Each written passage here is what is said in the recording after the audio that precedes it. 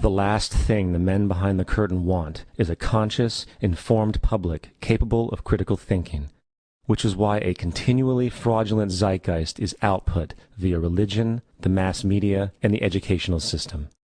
They seek to keep you in a distracted, naive bubble, and they are doing a damn good job of it. In 2005, an arrangement between Canada, Mexico, and the United States was made. This arrangement, unannounced to the public, unregulated by Congress, merges the United States, Mexico, and Canada into one entity, erasing all borders. It's called the North American Union, and you might want to ask yourself why you've never heard of this. In fact, there is only one mainstream reporter who has actually heard of and has had the courage to cover this issue. The Bush administration's open borders policy and its decision to ignore the enforcement of this country's immigration laws is part of a broader agenda. President Bush signed a formal agreement that will end the United States as we know it, and he took the step without approval from either the U.S. Congress or the people of the United States. It's a deal that few have even heard of. It's being done again by very few people at the very top on behalf of the investment class, but the working class of people, political officials across our country, from communities, from cities and so forth, they don't know anything about this. This isn't some trade agreement. It is a total removal of sovereignty from these countries, which will also result in a completely new currency called the Amero. Fall.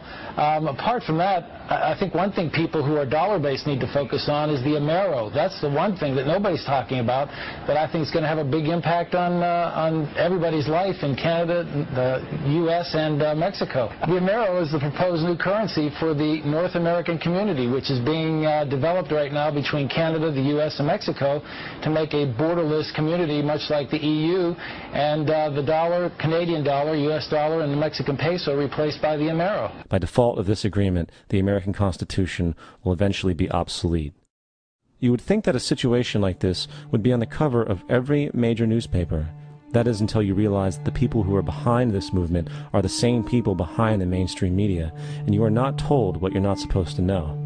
The North American Union is the same concept as the European Union, the African Union, and the soon-to-be Asian Union, and the same people are behind all of them. And, when the time is right, the North American Union, the European Union, the African Union, and the Asian Union will be merged together, forming the final stages of a plan these men have been working on for over 60 years. A one-world government.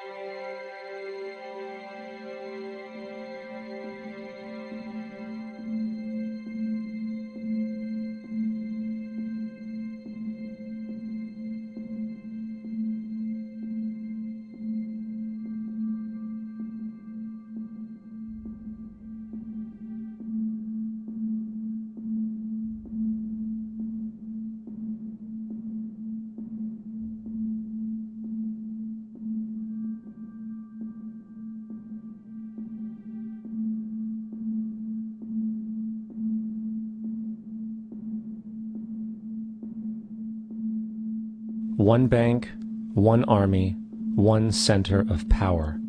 And if we have learned anything from history, it is that power corrupts, and absolute power corrupts absolutely. This is Aaron Russo, a filmmaker and former politician. To his left is Nicholas Rockefeller of the infamous Rockefeller banking and business dynasty. After maintaining a close friendship with Nicholas Rockefeller, Aaron eventually ended the relationship, appalled by what he had learned about the Rockefellers and their ambitions. I got a call one day from an attorney woman I knew, and she said, "Would you like to meet one of the Rockefellers?" I said, "Sure, I'd love to." And we became friends, and he began to divulge a lot of things to me. So he said to me one night, he said that there's going to be an event there. And out of that event, you're going to see we're going to go into Afghanistan, so we can run pipelines from the Caspian Sea. We're going to go into Iraq to take the oil and establish a base in the Middle East. And we're going to go into Venezuela and try and get rid of Chavez. And the first two they've accomplished. Chavez they didn't accomplish. And he said you're going to see guys going into caves looking for never going to find. You know, he was laughing about the fact that you have this war on terror. There's no real enemy. He's talking about how by having this war on terror, you can never win it because it's an eternal war. And so you can always keep taking people's liberties away. And I said, how are you going to convince people that this war is real? He says, but the media can convince everybody it's real. I mean, you know, it's just that you keep talking about things. You keep saying it over and over and over again, and eventually people believe it. You know, you created the Federal Reserve in 1913 through lies. You create 9/11, which is another lie. Through 9/11, you're fighting a war on terror, and now all of a sudden you go into Iraq, which was another lie, and now they're going to do Iran. You know, and it's all one thing leading to another, leading to another, leading to another. Now, I would say, what are you doing this for? What's the point of this thing? You have all the money in the world you ever want. You have all the power. I said, you know, you're hurting people. It's not a good thing. And he would say, what do you care about the people for? Take care of yourself and you take care of your family. And then I said to him, what are the ultimate goals here? He said, the ultimate goal is to get everybody in this world chipped with the RFID chip and have all money be on those chips and everything on those chips. And if anybody wants to protest what we do or violate what we want, we just turn off their chip. That's right, microchipped. In 2005, Congress, under the pretense of immigration control and the so-called War on Terrorism, passed the REAL ID Act, under which it is projected by May 2008, you will be required to carry around a federal identification card, which includes on it a scannable barcode with your personal information. However, this barcode is only an intermediary step before the card is equipped with a VeriChip RFID tracking module, which will use radio frequencies to track your every move on the planet.